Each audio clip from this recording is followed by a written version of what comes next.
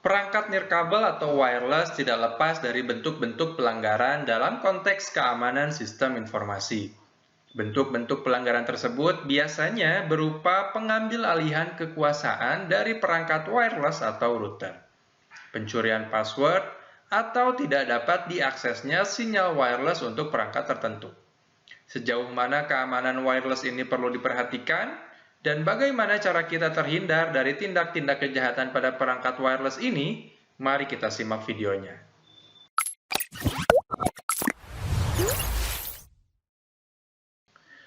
Wi-Fi merupakan kependekan dari Wireless Fidelity yang memiliki pengertian yaitu kelompok standar yang digunakan untuk jaringan lokal nirkabel atau Wireless Local Area Network.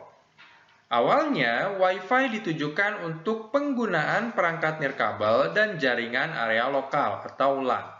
Namun, saat ini lebih banyak digunakan untuk mengakses internet.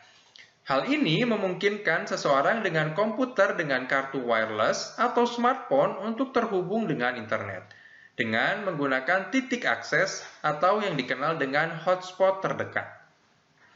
Seperti halnya perangkat lain, perangkat wireless ini memiliki kelebihan dan kekurangannya masing-masing.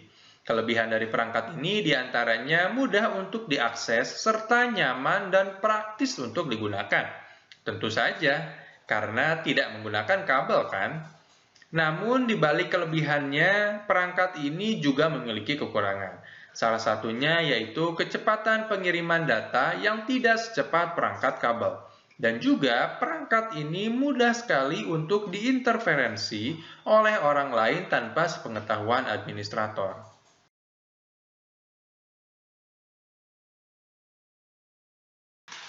Salah satu dari beberapa macam perangkat wireless yaitu access point, yang mana merupakan pusat dari klien atau node yang terhubung ke jaringan dengan menggunakan gelombang radio atau wireless.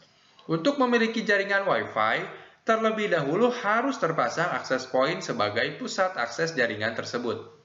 Yang berikutnya ada wireless adapter untuk desktop.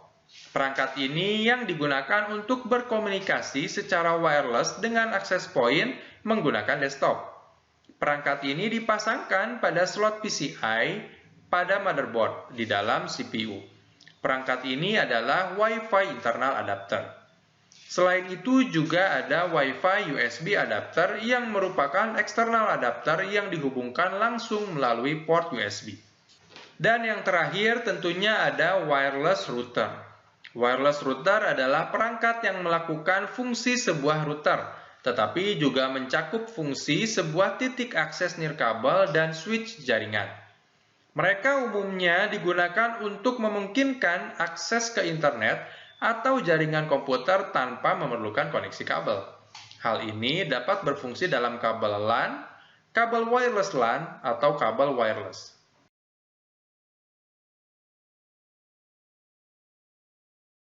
Topologi jaringan yang ada pada perangkat wireless ada dua, yaitu ad hoc dan infrastructure. Mode jaringan ad hoc biasanya disebut sistem peer-to-peer. Dalam arti, satu komputer dihubungkan ke satu komputer dengan saling mengenal SSID.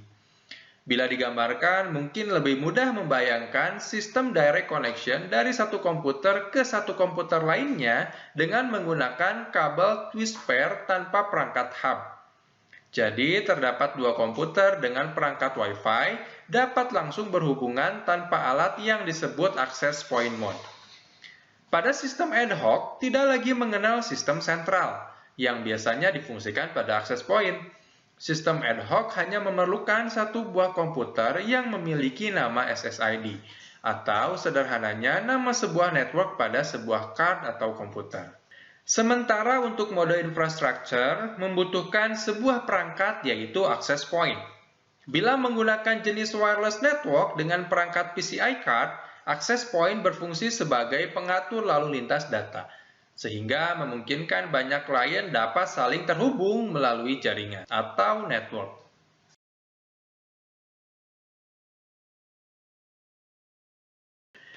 Saat ini perkembangan teknologi wireless sangat signifikan, sejalan dengan kebutuhan sistem informasi yang mobile. Banyak penyedia jasa wireless seperti hotspot komersil, internet service provider, kampus-kampus, maupun perkantoran yang sudah memanfaatkan wireless pada jaringan masing-masing. Tetapi, sangat sedikit yang memperhatikan keamanan komunikasi data pada jaringan wireless tersebut. Seperti yang sudah dibahas di awal video, bahwa jaringan wireless memiliki banyak kelemahan dibandingkan dengan jaringan kabel yang lainnya.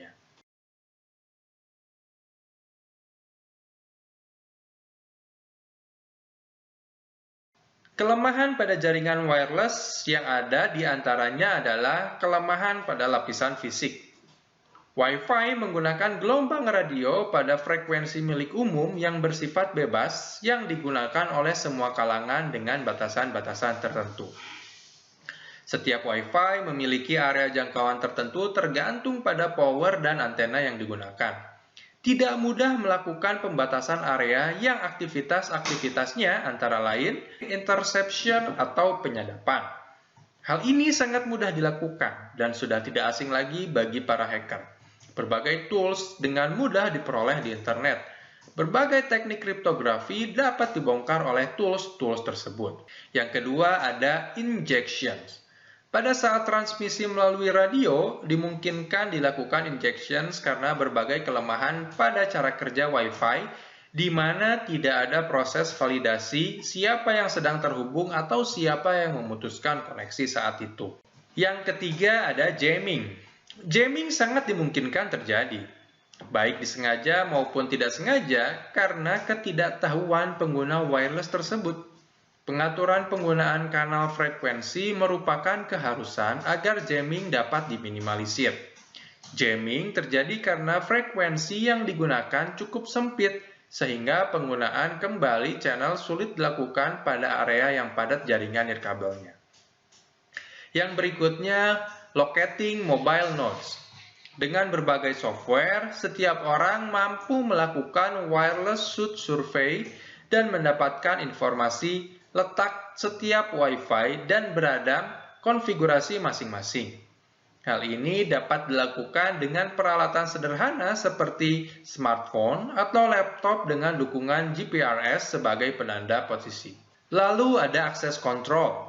Dalam membangun jaringan wireless, perlu didesain agar dapat memisahkan node atau host yang dapat dipercaya dan host yang tidak dapat dipercaya, sehingga diperlukan akses kontrol yang baik. Dan yang terakhir ada hijacking. Serangan man in the middle of attack yang dapat terjadi pada wireless karena berbagai kelemahan protokol tersebut sehingga memungkinkan terjadinya hijacking atau pengambil alihan komunikasi yang sering terjadi dan melakukan pencurian atau modifikasi informasi.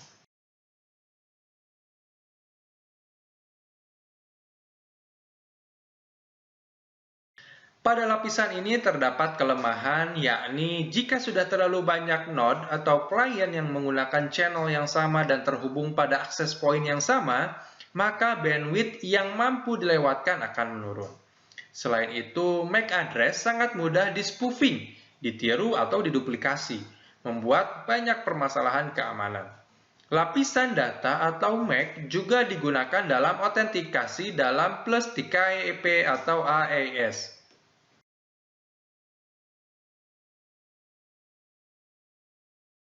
Kelemahan jaringan wireless secara umum dapat dibagi menjadi dua jenis, yakni kelemahan pada konfigurasi dan kelemahan pada jenis enkripsi yang digunakan.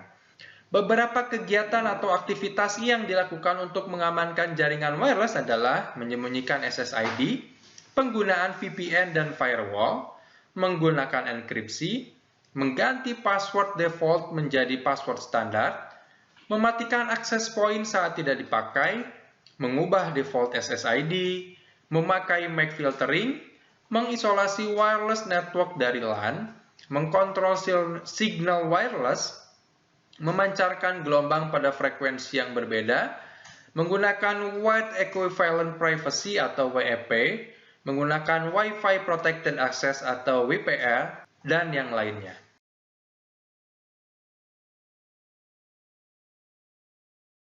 WEP adalah salah satu pengamanan jaringan nirkabel yang merupakan standar keamanan dan enkripsi pertama yang digunakan pada wireless.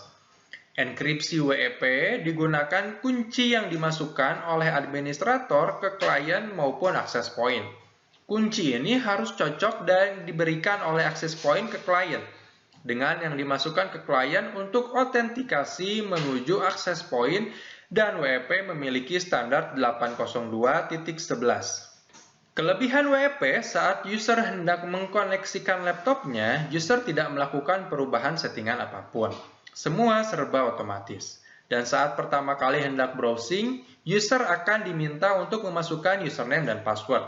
Hampir semua komponen wireless sudah mendukung protokol ini. Sementara kekurangannya masalah kunci yang lemah, algoritma RC4 yang digunakan dapat dipecahkan WEP, dan menggunakan kunci yang bersifat statis. Masalah lainnya adalah masalah initialization vector atau IV dari WEP tersebut.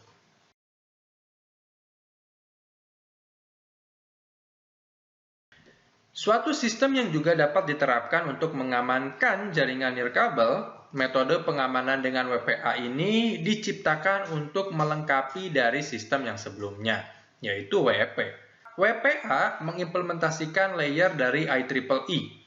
Nantinya WPA akan lebih banyak digunakan pada implementasi keamanan jaringan nirkabel.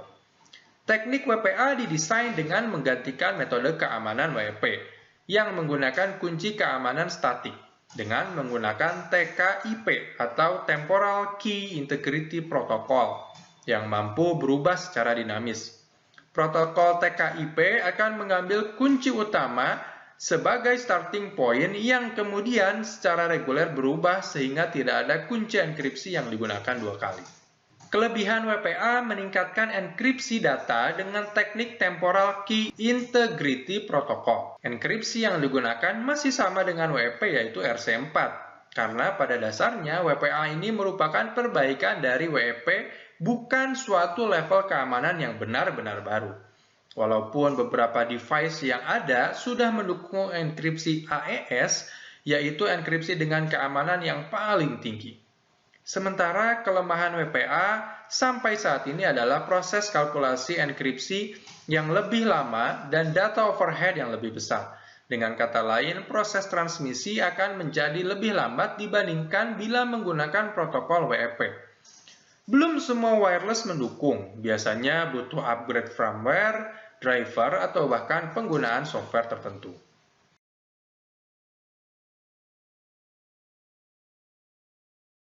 MAC address filtering merupakan metode filtering untuk membatasi hak akses MAC address yang bersangkutan. Hampir setiap wireless access point maupun router difasilitasi dengan keamanan MAC filtering. MAC filters ini juga merupakan metode sistem keamanan yang baik dalam wireless LAN, karena peka terhadap jenis gangguan seperti pencurian PC card dalam MAC filter dari suatu access point dan sniffing terhadap wireless LAN. MAC filter fungsinya untuk menseleksi komputer di mana yang boleh masuk ke dalam jaringan berdasarkan MAC address. Bila tidak terdaftar, tidak akan dimasukkan ke jaringan. MAC address filter akan membatasi user dan mengakses jaringan wireless. Alamat MAC dari perangkat komputer user akan didaftarkan terlebih dahulu agar bisa terkoneksi dengan jaringan wireless. Kelemahan dari MAC address yaitu bisa diketahui dengan software KISS MAC. Setelah diketahui, MAC address bisa ditiru dan tidak konflik, walau ada banyak MAC address sama terkoneksi dalam suatu access point.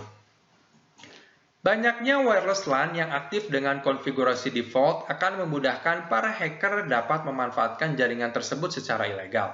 Konfigurasi default dari tiap vendor perangkat wireless sebaiknya dirubah settingannya, sehingga keamanan akses terhadap Wi-Fi tersebut lebih baik.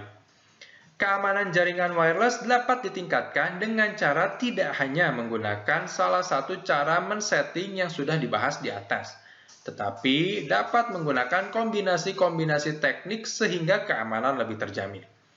Demikian penjelasan pada bab keamanan wireless ini, sampai bertemu berikutnya.